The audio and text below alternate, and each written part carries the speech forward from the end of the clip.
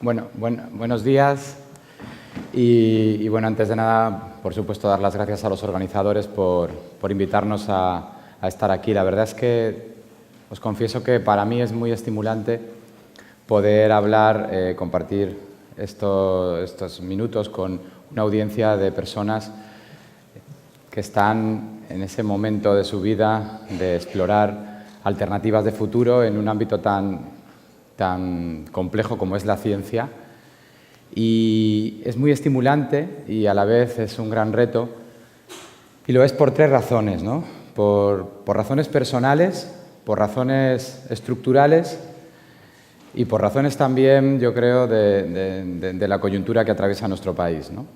Por razones personales, ¿por qué? Bueno, porque yo en realidad no sé qué consejo dar a personas que empiezan su carrera científica cuando yo mismo pues nunca llegué a terminar mi doctorado y acabé pues abandonando una beca en el tercer año de mi tesis, y considero que esa fue una de las mejores decisiones que tomé en mi vida. A largo plazo, porque a corto fue muy traumático. Yo siempre había querido ser científico y bueno, cuando descubrí la ciencia y se me cayeron todos los mitos románticos, pues me dio una crisis que, bueno, el hecho de que mi director de tesis fuera un déspota, pues ayudó a que las cosas se aceleraran. Podríais pensar que esto, pues le tengo, en fin, que tengo un trauma con ese tema, pero en realidad no es así, ¿no? En realidad estoy bastante agradecido porque me hizo ver las cosas más rápido y también porque aquel abandono que para mí era el final, en aquel momento de un montón de años de vocación, pues se convirtió en una puerta a un mundo interesantísimo, y el descubrimiento de la ciencia como un campo muy poliédrico donde caben muchas carreras profesionales. Y bueno, yo he tenido la suerte de, a lo largo de mis años de profesión, pues desempeñar algunas de ellas, ¿no? Yo creo que menos trabajar en ciencia, salvo aquel periodo de 3 años en el laboratorio, he hecho casi todo. He hecho comunicación de la ciencia, he hecho estrategia en consultoría de centros de investigación, he hecho política científica, temas de inversión, en fin, de todo, gracias a gente como vosotros, que sois los que verdaderamente estáis produciendo el conocimiento, o sea que gracias. También es difícil, desde una perspectiva coyuntural, hablar de orientación profesional a jóvenes científicos, porque en realidad nuestro país está pasándolo muy mal. España ha dado la espalda a la ciencia, lo había hecho históricamente, pero durante unos años vivimos en una edad de oro de la ciencia en España. Yo diría que desde el año 2001-2002 al año 2010 el recorrido que habíamos hecho era espectacular, estábamos acortando distancias con los países más desarrollados. Lo sé bien porque tuve la suerte de formar parte del equipo de gobierno en esa última etapa, también la primera de los recortes. Y en el momento en el que nosotros estábamos en el Ministerio, en el año 2010, 1 de cada 5 contratos que se firmaban en España de investigación eran de personas del extranjero que venían a nuestro país. Estaba viendo las gráficas de Alemania y la situación en España en el año 2010 para becas de una cierta, digamos,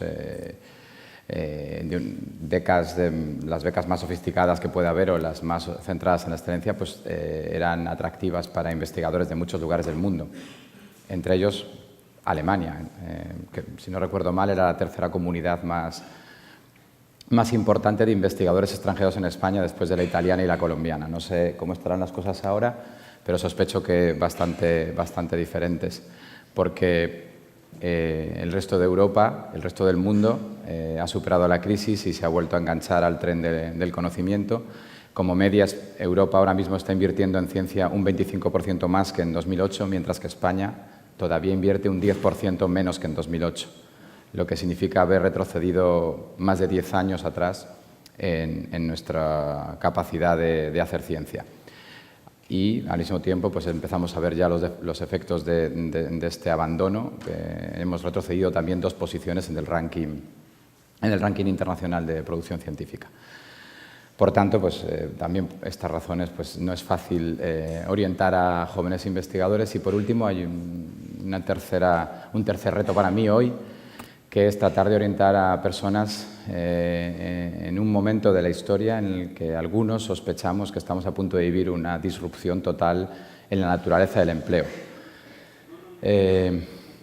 Las máquinas han empezado a hacer un montón de tareas que los seres humanos entendíamos que eran exclusivas de nuestras capacidades. Tanto en el ámbito de la robótica como en la inteligencia artificial hay un montón de puestos de trabajo pues, que van a ver alterados su naturaleza. Ahora mismo se calcula que en torno al 50% de las tareas que realizan los seres humanos en su trabajo ya pueden ser realizadas por máquinas. Y no estoy hablando solo de tareas rutinarias. En general, cualquier tarea con una cierta predecibilidad es fácilmente sustituida por una máquina. Por ejemplo, muchas de las tareas que realizan los médicos o también los investigadores. Esto es algo que vosotros mismos, los que ya tenéis una trayectoria en investigación, lo sabéis. Cuando yo estaba investigando, mi campo era el de la biología molecular y yo estuve en el laboratorio desde el año 97 al año 2000. En el año 97, que yo era un predoctoral de primer año, las personas que estaban leyendo sus tesis, todavía había alguna que había secuenciado manualmente. Había alguna tesis que era básicamente secuenciar un gen. También había algo de reflexión, por supuesto, porque tenía que haber algo de trabajo de análisis, pero básicamente el trabajo consistía en secuenciar un gen. Yo ya formo parte de la primera generación de personas que eso no lo hemos aprendido ni siquiera, y hemos trabajado con secuenciación automática, pero bueno, trabajábamos con clústeres de pocos genes, y 2 años después el organismo en el que nuestro laboratorio trabajaba pues secuenció completamente. O sea, en pocos meses se hizo el mismo trabajo que se había hecho durante la década anterior. Por tanto, la automatización es un reto para todos, no es un reto solo para la ciencia, y va a obligarnos a cambiar radicalmente nuestra estrategia laboral y también seguramente a medio plazo la propia naturaleza del empleo. Con ese escenario de, digamos, dificultades personales, coyunturales y estructurales, pues es difícil lanzaros un mensaje positivo y aún así lo voy a intentar. ¿Por qué? Bueno, porque en realidad creo que estamos en un tiempo súper interesante y donde nunca antes ha habido más oportunidades. Lo que pasa es que nunca antes han sido seguramente más difíciles de catalogar. Por muchos esfuerzos que hagan entidades como FECIT, y que son, por supuesto, encomiables, es muy difícil que ningún portal, ninguna página pueda recoger todas las posibilidades que se abren ante vosotros. Tendréis que explorarlas de una manera mucho más intuitiva. Y yo quiero ayudaros un poco a ampliar el marco que he estado escuchando durante esta mañana para hablaros del concepto de la innovación, que es muchísimo más amplio que el de la ciencia. COTEC es una organización que, de hecho, se dedica básicamente al análisis y a la promoción de la cultura de innovación en España. Y para COTEC, innovación es todo cambio basado en el conocimiento que genera valor. Esto es todo cambio, no solo cambio tecnológico, todo conocimiento, no solo conocimiento científico, y todo valor, no solo valor económico. Me gustaría detenerme en los 3 elementos de la definición que os acabo de dar, ¿no? Porque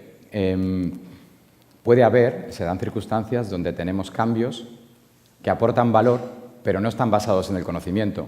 Esto ocurre pues, en los descubrimientos casuales, ¿no? Hay muchas cosas que ocurren sin planificación. Esto a COTEC no le interesa. También hay veces que hay cambio y hay conocimiento, pero no hay valor. Esto es lo que llamamos una ocurrencia, ¿no? Hay gente que puede haber estado pensando cosas muy haber dado muchas vueltas a una idea y propone un cambio, pero ese cambio no tiene valor, eso tampoco es innovación. Y por último, no todo tiene que cambiar, ¿no? Hay conocimiento también y valor sin cambio, ¿no? Como ocurre en las tradiciones. En Cotec buscamos esos tres elementos, cómo se conjugan y cómo pueden ayudarnos a avanzar como sociedad. Y lo hacemos no solamente pensando en la ciencia es una poderosísima herramienta para innovar, pero en el mundo en el que vivimos cada vez estamos apreciando más transformaciones profundas de la manera en que trabajamos o de la manera en la que nos relacionamos que no están basadas en la ciencia. Estoy absolutamente convencido de que, por ejemplo, la mayoría de los emprendedores que han cambiado la economía digital no hubieran recibido nunca una financiación del programa Marco, entre otras cosas porque algunos de ellos ni siquiera tenían el título universitario cuando lanzaron sus proyectos. Esto es algo que nos tiene que hacer reflexionar y como me queda poco tiempo, yo voy a acabar aquí. La ciencia es una poderosa herramienta para transformar el mundo, pero pensad que hay muchos cambios que no requieren una aproximación científica y que también son necesarios. Por tanto, el terreno de juego es mucho más amplio de lo que podría parecer cuando uno observa los elementos clásicos del sistema de ciencia, tecnología e innovación. Aquí acabo y, bueno, si tenéis alguna pregunta, pues estoy encantado de contestarla.